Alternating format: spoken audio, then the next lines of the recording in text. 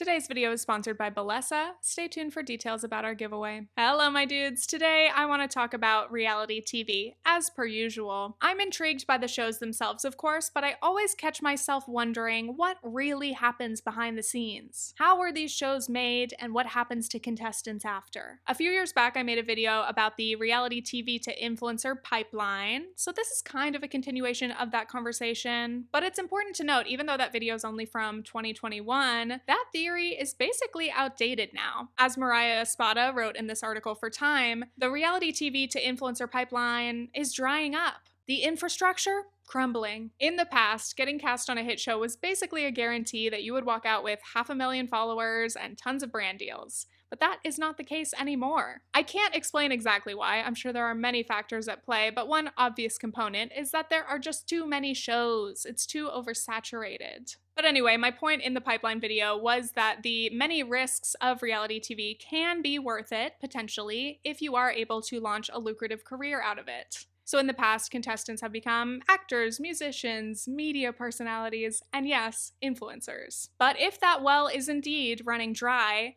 do the risks now outweigh the rewards? Would you still be willing to sacrifice your physical and mental well-being, your anonymity, your reputation? Is going on reality TV even worth it anymore? For many, the answer is still yes, especially as economic conditions get worse. People are desperate. Millions apply for these shows every year, clinging to their chance, hoping to be that one lucky winner. And in the face of all this competition, reality TV producers are incentivized to be more and more ruthless. A major point of reality TV is to push regular people to their limit for the sake of our entertainment. Throughout 2023, and even as recent as this week, we've seen a lot of reports come out about the working conditions on shows like Love is Blind, the Squid Game reality show. I'm going to discuss these in detail, but the allegations are basically about these shows being cruel and exploitative.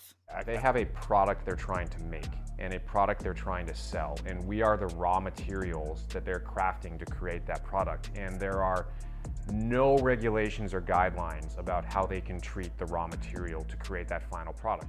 And with each expose, I am more fascinated. What are cast members really experiencing beyond what we see in the final edit? And what does all this mean for the reality TV industry overall? My big theme for this video is control. How much and what kinds of control does each production have over its cast? When does control of a production turn into manipulation or even harm? I've imagined a spectrum. On the low end, like being on a game show for 5 minutes, but on the high end, casts lose their autonomy and remain under control that extends far beyond taping or even airing the show. But before we continue, this portion of today's video is sponsored by Bellesa. Bellesa's mission is to encourage everyone to embrace, explore, and celebrate their sexuality. I'm excited to be working with them again and doing another giveaway. If you're unfamiliar, everyone who signs up with their email will win something, be it gift cards or free vibrators. So I have 2 of Bellesa's best sellers to share today. The Pebble here has suction and vibration. There are 5 different modes and levels of intensity, but none of those like annoying patterns. If you know, you know. And as you can see, the shape is very ergonomic, so it's very comfortable and easy to hold. And next is the Air Vibe. This is great for dual stimulation. The shape itself is adjustable. This one has suction and vibration as well, which you can control separately. You can really just use this in so many different ways. Be creative. And I cannot forget to mention some of my favorite features. These are both waterproof, fully submersible, and rechargeable. They come in these matching charging cases. Plop them in there, plug it in. Honestly, that convenience and the ease of use is super important to me because I don't want to be running around looking for batteries. So next time you're shopping for new toys, I highly recommend checking out Bellesa. They have a great selection and so many wonderful things to choose from. And lastly, don't forget to enter the giveaway. See what you can win. All you have to do is click the link in the description, enter your email address, and Bellesa will send you an email letting you know what you've won, either a gift card or a free toy. Thanks again, Bellesa. So in this video, I'm mainly going to be focusing on the competition and social experiment formats, but obviously there are so many different types of shows that fall under the big reality TV umbrella. Survivor, Bake Off, The Real Housewives. These are all very different productions. But what they all have in common, and what I'd argue is the foundation of reality TV, is the producer's power to shape the narrative. This can be as explicit as manufacturing drama, scripting conversations, or creating Frankenbites when they like splice together a bunch of different conversations or interviews into this brand new sentence. But narrative shaping can also be more low-key. Every decision makes an impact. Who is cast? Who gets airtime? What's shown? What's not? This is what makes the reality in reality TV so questionable. Sure, these are real people, but is the show real? Can any production be real? What is reality? Are we all just living in a simulation? Anyway, that is the basis of the reality TV agreement. If you're cast, you get to be on TV. Congrats. But what exactly will happen to you and how you're going to be portrayed is completely out of your hands, which is actually a very scary deal when you think about it. Now, of course, producing a TV show requires control. I know that. Any production has a ton of moving pieces that need to be managed, scheduled, and organized well. But while writing this, I've just been questioning which controls are truly necessary and which are going too far. Artificial isolated settings. Going back to that spectrum of control that I mentioned, competition and social experiment shows typically require a high level of control. This often manifests in features like artificial isolated settings, and/or extreme circumstances. For example, spending a summer in the Love Island villa? Artificial, closed setting. Or Love is Blind. The show begins in the artificial closed setting of the pods. Then the cast members go back to the real world, but they still exist under the extreme circumstance of suddenly being engaged to someone who's basically a stranger. Especially in these sorts of shows, the production needs to strictly control a lot of elements. They need to ensure rules are followed, casts are monitored, no secrets or spoilers are leaked. And this can quickly escalate to complete control over the cast's daily schedules, everything about their routine, where they go and when, who they can and can't interact with on or off camera. Now, this might seem obvious, or par for the course, but personally, when I imagine myself in this kind of scenario, I get claustrophobic so fast. For potentially weeks or months on end, you cannot control when you eat, drink, take breaks, or sleep. Even the fact that we refer to these as social experiments probably lends them too much credit. It makes us subconsciously believe that, yeah, this is scientific, it's controlled for a good reason. We're just studying human nature, nothing to worry about. When really it's more like any number of psychological studies that we have in hindsight realized were completely unethical. How far can we push someone until they snap? Step 1. Isolation. For most reality shows, before they begin taping, it is common to be placed in sequestration, which is basically a kind of quarantine. You are alone in your hotel room with no phone or internet access. Your ID, wallet, and passport are taken away. You don't even have your own room key. A production assistant has that, and they probably wait outside your door to make sure you don't go anywhere. You cannot leave.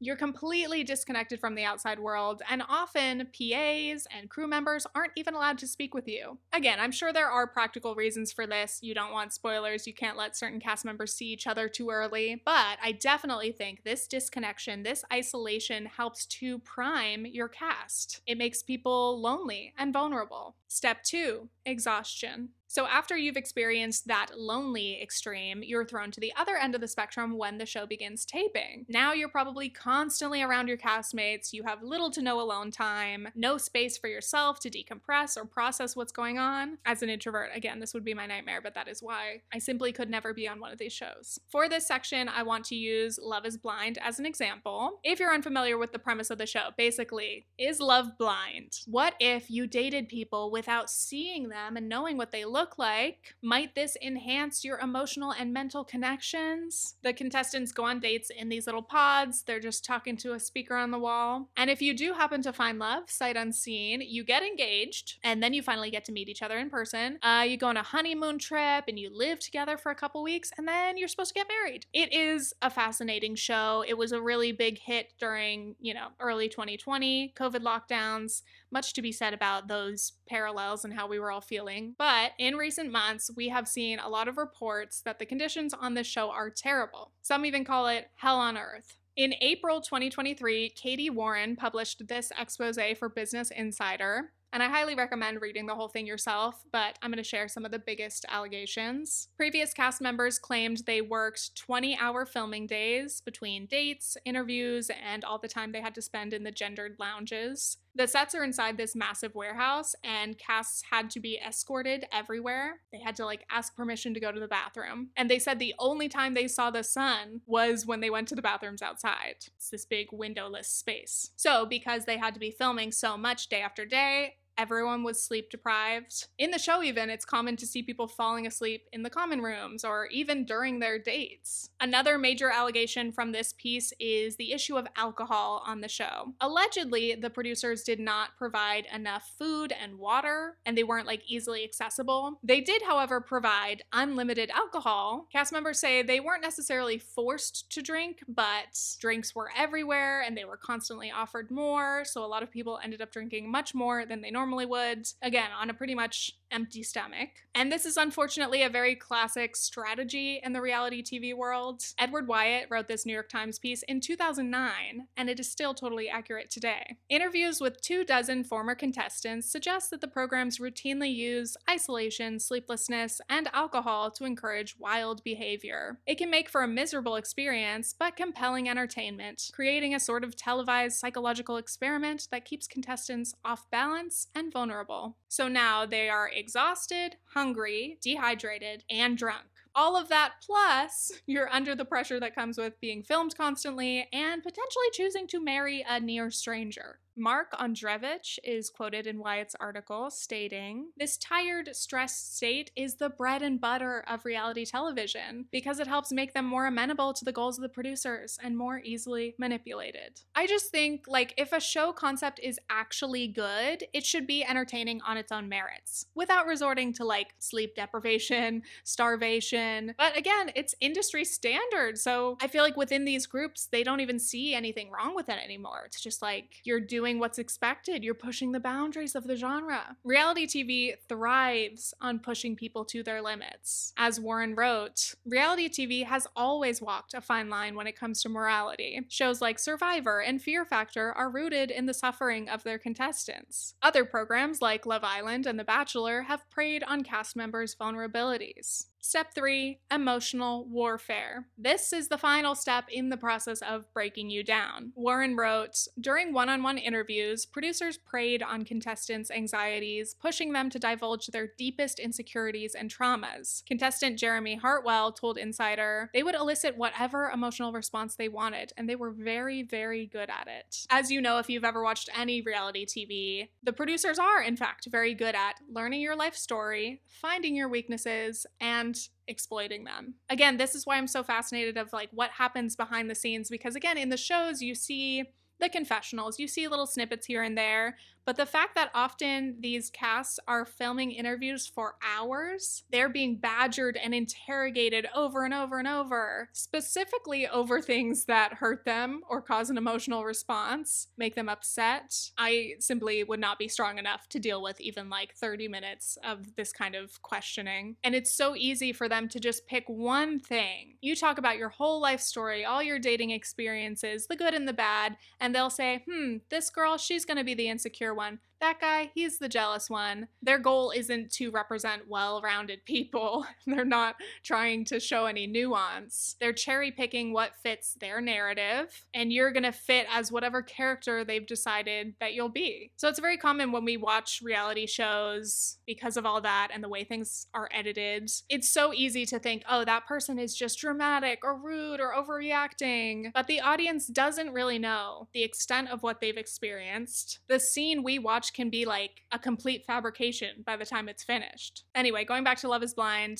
these filming conditions have been very hurtful for a lot of cast members. According to Warren's article, 3 cast members told Insider they had panic attacks while filming, and one said producers pressured her to stay on the show even after she confided she was having suicidal thoughts. That is just horrific and dangerous and very unethical. And meanwhile, throughout all of this, cast members often do not have access to their support systems. Because you don't have your phone or you can't really communicate with the outside world, you can't get help or advice from your loved ones when you need it the most. And this is because producers don't want you to snap out of this artificial reality. They want you fully immersed in it. Many viewers, and even maybe some of you watching this, might be wondering, if they're so miserable, why don't they just leave? Just quit the show. Warren explains, Love is Blind contracts stipulate that cast members must pay $50,000 in damages to Kinetic Content if they leave the show early without producer approval, and that engaged couples are obligated to show up to their wedding even if they don't want to marry their partner, leading to dramatic I don'ts. This whole concept of paying damages to the show was new to me. Before reading that article when it first came out, I had no idea that this was how things went. Of course, producers will argue it's necessary to protect the integrity of the show. We can't just have everybody quit when they're having a tough time. But I just think it is horrible to intentionally push and prod people, break them down to their worst, and then prevent them from leaving. Again, I think that is really dangerous and potentially traumatizing. Continuing on, for my next example, I want to discuss the recent adaptation of Squid Game into a reality competition show, which is obviously incredibly ironic, as everyone has pointed out, due to the premise of the original series, which covers the crushing desperation of debt and wealth inequality and capitalism, plus the idea that there are rich sickos out there who enjoy watching people suffer for their entertainment. And yet, there I was, tuned in. As I'm sitting here critiquing reality TV, I know it is not lost on me that I am complicit because I am a frequent audience member. But anyway, I had to watch this because first of all, I wanted to see how it would compare to Mr. Beast's version. But really, like, would this official adaptation still be dark? Or maybe they would lean into like a lighter, like funnier vibe? Well, as it was still filming, months before it was released in November, the show was already making news. Cheyenne Roundtree wrote for Rolling Stone, "The ambitious competition managed to find 456 contestants willing to compete for a $4.56 million prize, earning the show the bragging rights of boasting the largest cast and cash prize in TV history. But the first day of filming had barely wrapped last Monday when reports began to trickle out about how the show's production was a complete disaster. So let's walk through. The first game is red light, green light. It's a simple concept with pretty straightforward rules. There's this giant doll who is acting as the light, so to speak. When it turns away, that's green light. Go. You run as fast as you can. When the doll turns back around, red light.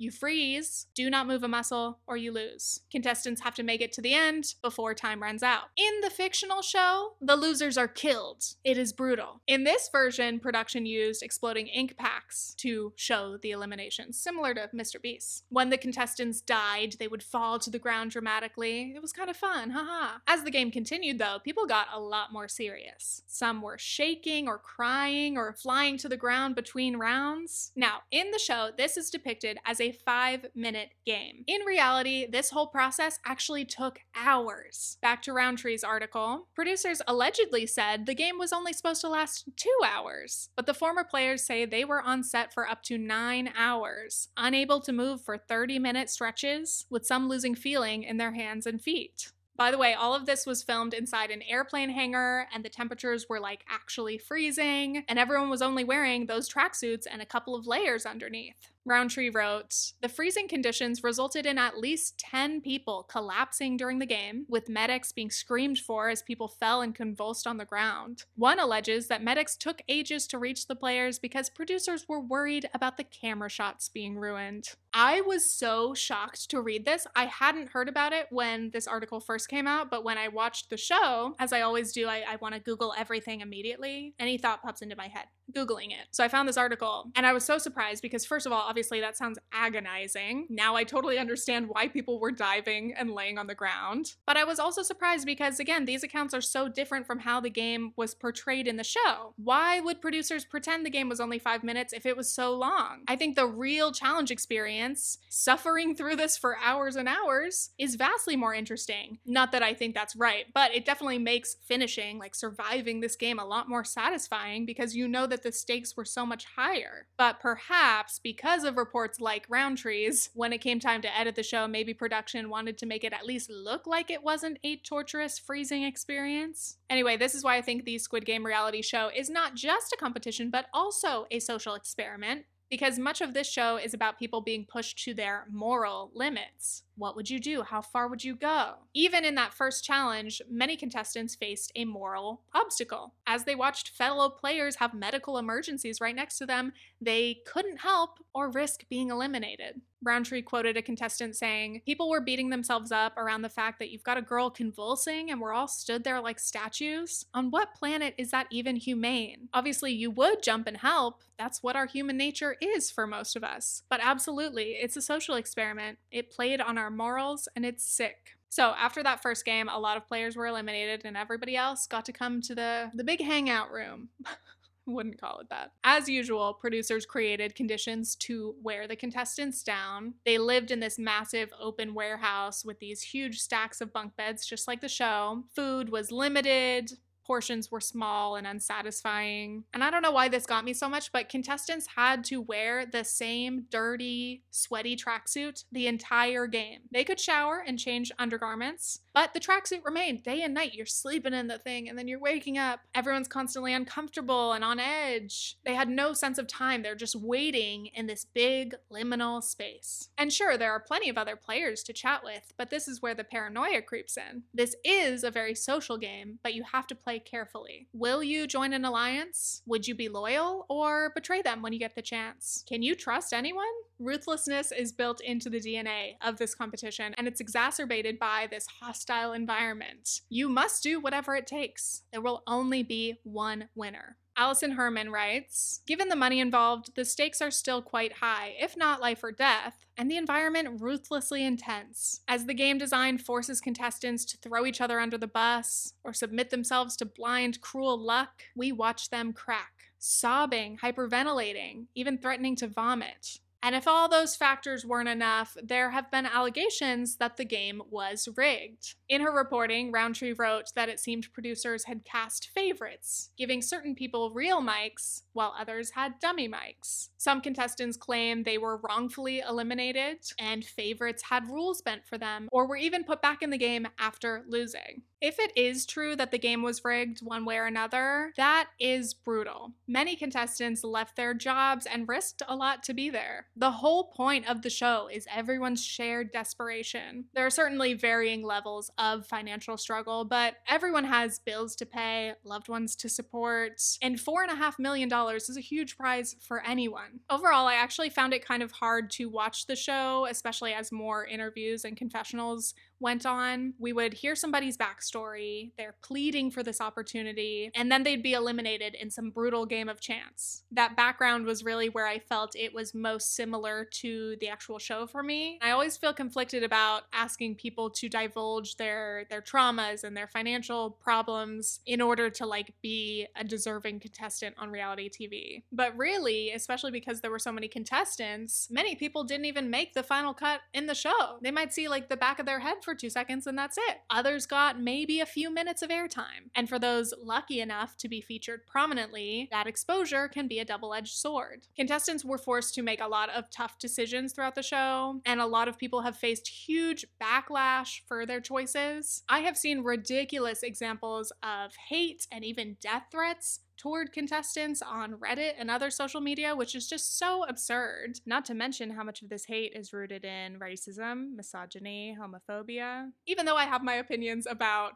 certain players' choices or their attitudes, I might disagree, I might have maybe done something different, who knows. It's important to remind ourselves we still don't know how accurate or true these narratives are to begin with. And also, calm down and never send hate or death threats to people online. What is wrong with you? But again, even if you were a contestant and you wanted to be on your best behavior, making all the most moral decisions, which is questionable because everyone has different standards, you can never control how the production will edit you, if they'll choose that you're a hero or a villain, and nobody can stop the tsunami of public attention once it's unleashed. There was only one winner. For all those other 455 contestants, there was a lot of risk and no reward. Now, maybe you'll say some of these people have gained a social media following from this, sure, but in the grand scheme of the show, a very, very small percentage of people have really materially benefited from this, I would say.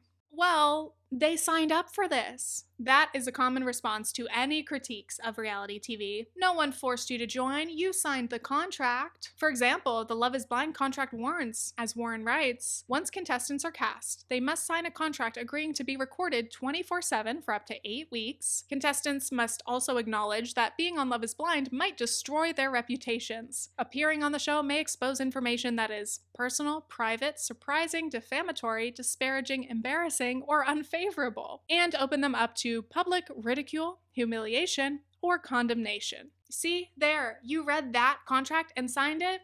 It's your fault. First of all, contracts are long and notoriously hard to understand, and we're all used to signing terms and conditions or whatever waivers that warn we might die while roller skating. But we expect that those are worst case scenarios. We're hopeful that those horrible outcomes are unlikely. Plus, as Ondrevich pointed out in Wyatt's article, reality TV cast members are subject to totally unequal terms of negotiations. They are essentially a disposable commodity, and if they don't sign the contract, there are hundreds of other people lining up for their spot. We tell people that being cast on a show is a rare opportunity. If you're lucky enough to get the chance, take it. Don't get scared away by that dense contract, just keep your eyes on the prize. And also, a huge point that I would argue to this, well, they signed up for it idea, is yes, people signed up for a challenge.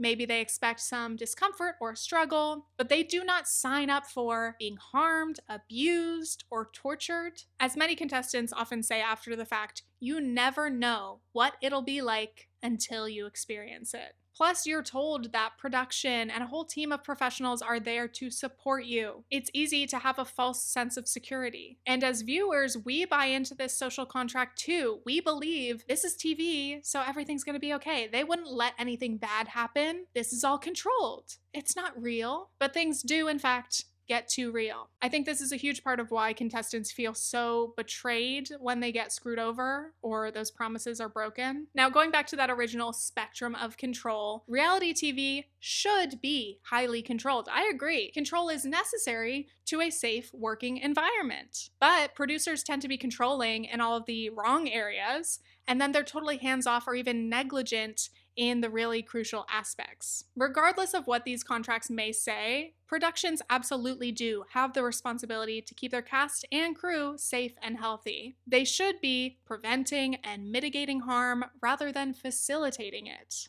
Okay, well, if things are so bad, why don't more people speak out? Many reality TV cast members end up with lasting harm, injuries, PTSD. So what if they want to open up and share their experiences, be honest about the reality that they went through? They often don't speak out in fear of retaliation. Within these contracts that they sign, they're typically under very strict non-disclosure agreements. And if they break their NDA, they will be threatened with legal action. Edward Wyatt wrote about The Biggest Losers NDAs in 2009. A producer reminded former contestants that serious consequences could ensue if they ever talked to a reporter without the show's permission. To do so could subject them to a fine of $100,000 or $1 million, depending on the timing of the interview. Because of all of these media limitations and threats of legal action, I'm sure that we have barely even scratched the surface of reality TV exploitation. So now, as we reach the end of the video, I want to talk about what is going on now and what's coming in the future in the world of reality TV. A lot of cast members are pushing back against these restrictive NDAs, calling out bad working conditions, and even considering unionizing. Let's start with working conditions because we've covered a fair bit of this already. First of all, we have to acknowledge that being on reality TV is work. Many viewers don't see it as such, and producers benefit from that disconnect. Oh, these vain, fame-hungry people are just messing around on camera. That's not hard. But there is serious money being made in reality TV, and the castmates are usually not the ones getting rich off their shows. But even aside from the money, work is work, and everyone deserves fair and safe working conditions. There are labor laws for a reason. I filed a lawsuit against Kinetic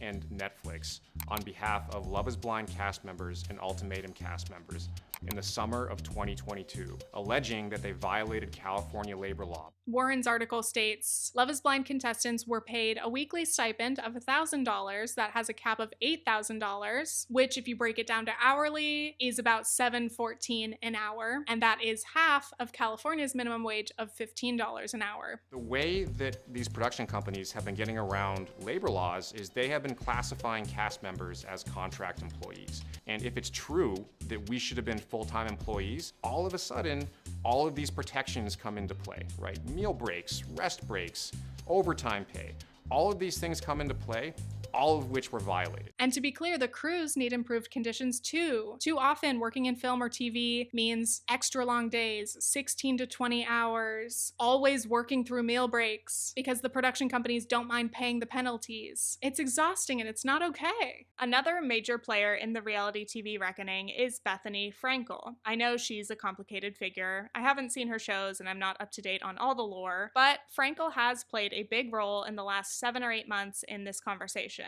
She's been vocally in favor of reality casts striking and unionizing. As of October, according to her Instagram, and despite media reports, Frankel says she has not hired lawyers and does not intend to sue Bravo. But she is, quote, directing wronged talent and production members to legal representation and is fighting for systemic change in a damaged institution. And most recently, just as I was finishing this script, there was news of more lawsuits from Love is Blind cast members. Tatiana Siegel had this exclusive. This article highlights 2 Love is Blind contestants from season 5, Tran Dang and Renee Poche, who allege that their partners on the show were abusive, that they told the producers about this and that the producers did not offer any help or support. So there are multiple different lawsuits happening and they have different goals and different targets. To summarize, basically there's this pair of lawyers, Brian Friedman and Mark Garagos, hoping to bring a day of reckoning to the reality TV industry, and quote, are now representing several hundred reality stars and crew members who have been subjected to everything from false imprisonment to sexual violence. This is a huge moment in the reality TV industry. It is horrifying that so many cast members have experienced these abuses and hardships, but I am glad an increasing number of people feel empowered to speak out. I really hope that these lawsuits are successful. The production companies should be held accountable for any harm they've caused. Also, these lawsuits could serve as precedents in order to change the industry for the better, to prevent this from happening to more people.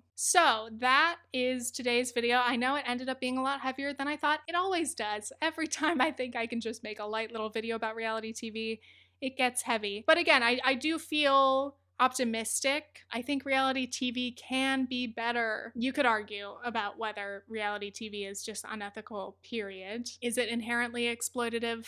Probably. And then I spiral. Anyway, that is all. As you can hear, I'm kind of like losing my voice as I'm reading the script. So thank you for watching today's video. I hope you enjoyed it. And sorry, I've been gone for a while. Honestly, I've been struggling with PMDD. If you're familiar with that, it's a beast. Just been trying to push through those issues. And then I wanted to take off some time for the holidays, and I did have a good time with my loved ones. So cheers to that. We're back in the new year. I love a new year, new vibe. And speaking of vibes, thanks again to Balesa for sponsoring today's video. Make sure you enter that giveaway with the link in the description. Sign up with your email. That is that. The sun's going down, and I'll see you next time for another episode of Internet Analysis. Okay, thanks. Bye.